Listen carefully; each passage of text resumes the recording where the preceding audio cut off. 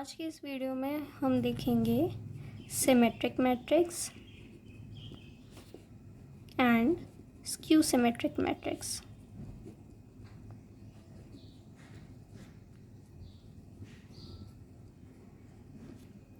अब इनको डिफरेंशिएट किस बेस पे किया गया है? तो सिमेट्रिक मैट्रिक्स क्या होता है कि अगर आपका कोई मैट्रिक्स ए है और आपने उसका ट्रांसपोज निकाला, ट्रांसपोज निकालने के बाद हमें पता लगा ये दोनों तो सेम ही है, तो ये क्या कहलाएगा? Symmetric matrix. जब आपका कोई मैट्रिक्स ए है, उसका ट्रांसपोज निकालने पे भी आपके पास सेम मैट्रिक्स आता है, तो वो सिमेट्रिक मैट्रिक्स होगा।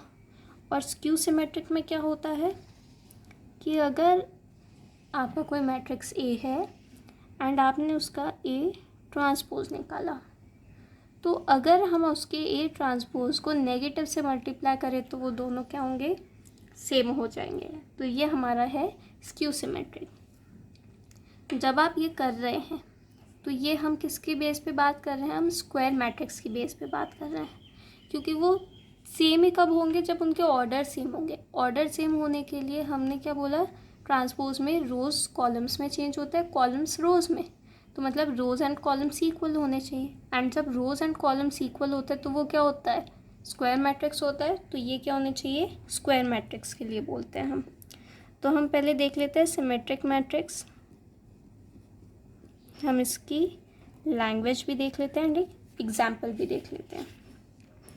तो a square matrix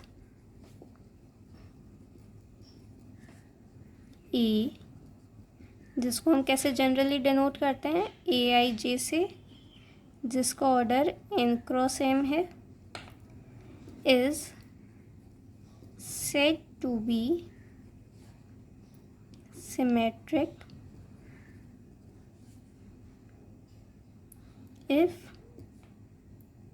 A transpose is equals to A, that is Aij अगर आपका n क्रॉस n ऑर्डर का है तो आपका Aj भी n क्रॉस n का होगा एंड मैट्रिसेस सेम होगी।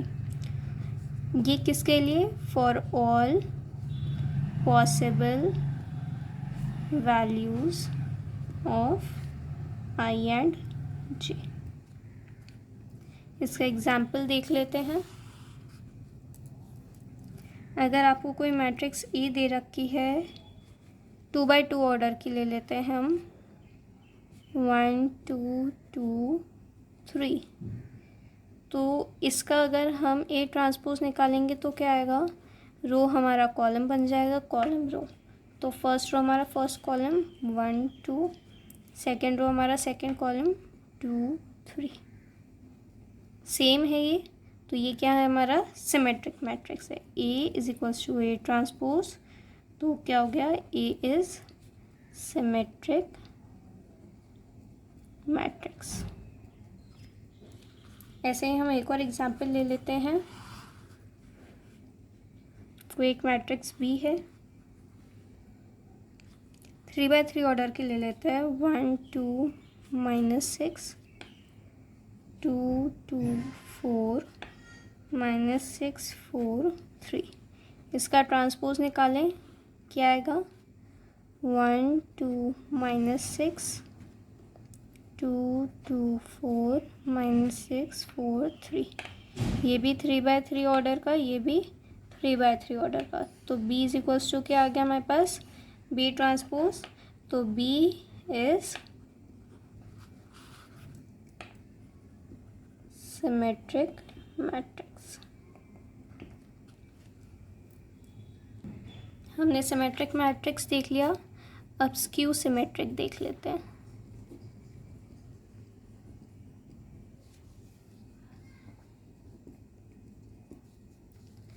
A square matrix A, if it is said it is of the form Aij n cross n, is said to be skew symmetric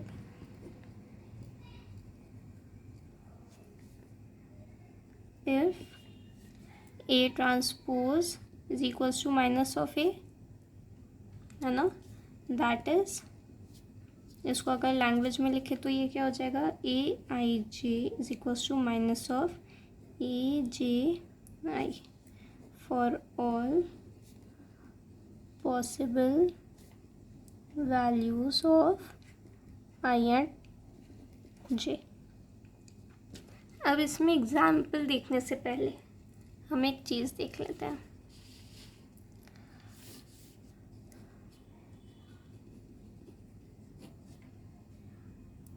जो हमारे लीडिंग डायगोनल होते हैं, है ना, जो हमारे डायगोनल एलिमेंट्स होते हैं उन्हें हम कैसे रिप्रेजेंट करते हैं, ए आई आई या ए जे जे, ठीक है, ए आई आई मान लेते हैं अगर, तो स्क्यू सिमेट्रिक के अकॉर्डिंग हमारा A I I is equals to minus of A I I होगा।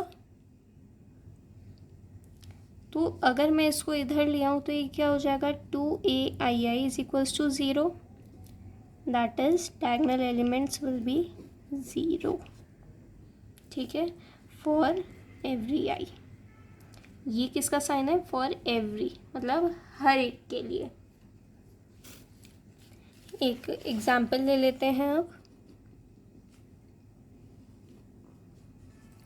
0 4 -8 -4 0, कोई एक आपने कॉम्प्लेक्स नंबर पढ़ रखा है, चलो हम कोई दूसरा एग्जांपल दे लेते हैं, -1 8 1 0। ये आपका एक मैट्रिक्स है, इसका ट्रांसपोज निकालेंगे तो क्या आएगा, 0 -4 8 4 0 1 -8 -1 0। आप देखिए जस्ट नेगेटिव है, ज़ीरो, डायगोनल एलिमेंट्स तो ज़ीरो है, हमने क्या बोला, उसके जो ए आई जे एलिमेंट होगा दूसरे वाले का ए जे आई एलिमेंट नेगेटिव होगा। तो ये आपका ज़ीरो है, ठीक है, ज़ीरो है, हमने डायगोनल एलिमेंट्स देखे कि ज़ीरो ही होगा। फिर ये अगर 4 है तो ये -4 है, ये -8 है तो ये +8 है, ये -4 है तो +4, -1 1 8 -8 1 -1, मीन्स साइन ऑपोजिट हैं सबके। तो इसमें क्या हो जाएगा, ए को हम क्या लिख सकते हैं, नेगेटिव ऑफ ए ट्रांसपोज, तो ए इज स्क्यू सिमेट्रिक।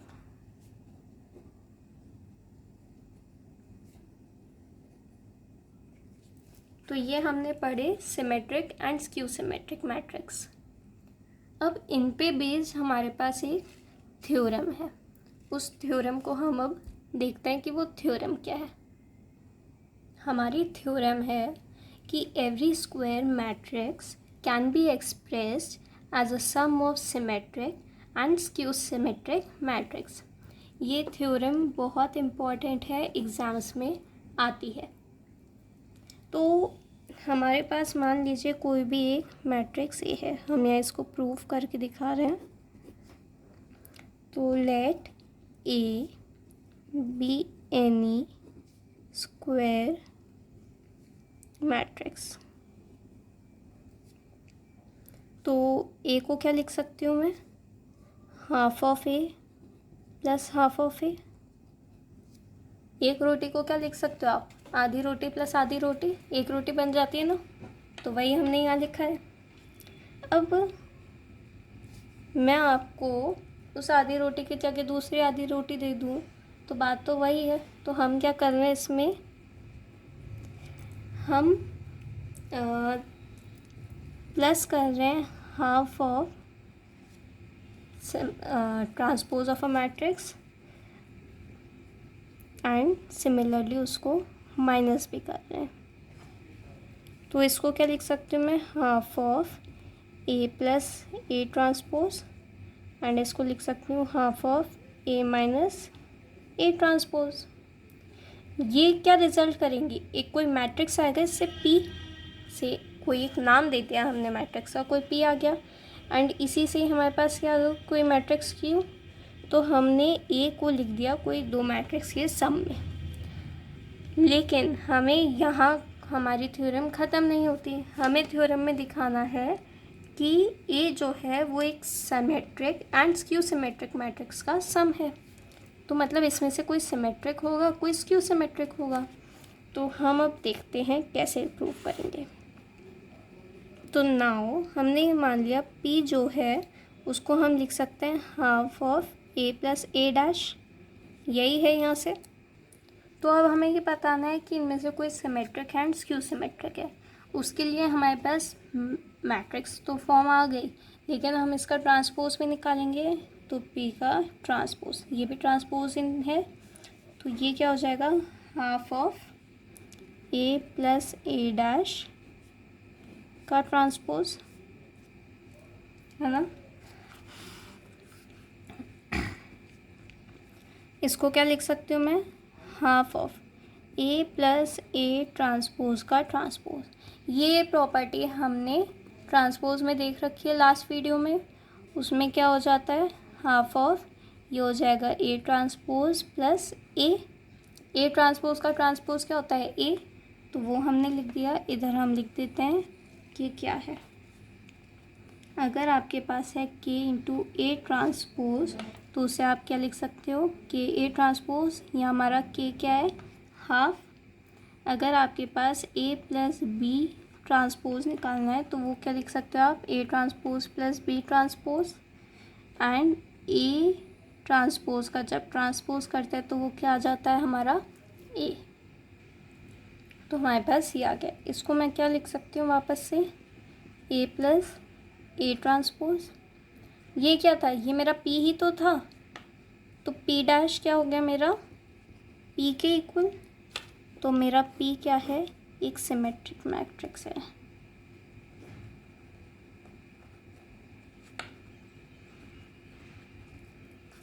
P मेरे पास सिमेट्रिक मैट्रिक्स आ गया।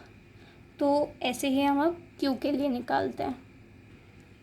हमारे पास Q क्या था, half of A minus A transpose, यही हमने लिखा था Q को। तो अब मैं Q ट्रांसपोज निकाल लेती हूँ, तो वो क्या होगा half of A minus A transpose का होल ट्रांसपोज। तो इधर भी हम वही प्रॉपर्टीज़ लगा रहे हैं कि K A ट्रांसपोज क्या होगा हमारा K A ट्रांसपोज, ठीक है। तो half of A minus A transpose का ट्रांसपोज, इसका ट्रांसपोज निकालेंगे तो क्या आएगा half of A transpose minus A। हमने क्या पढ़ा था A प्लस B का ट्रांसपोज निकालते हैं तो क्या हो जाता है A transpose plus B transpose.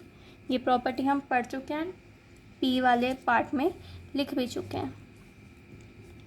तो इसको क्या लिख सकते हैं minus half of A minus A transpose. ये क्या था मेरा, ये मेरा Q था, तो मेरा Q डैश क्या हो गया माइनस ऑफ Q। तो ये क्या हो गया मेरा, अब हमने ये कंडीशन किसके लिए थी, स्क्यू सिमेट्रिक के लिए।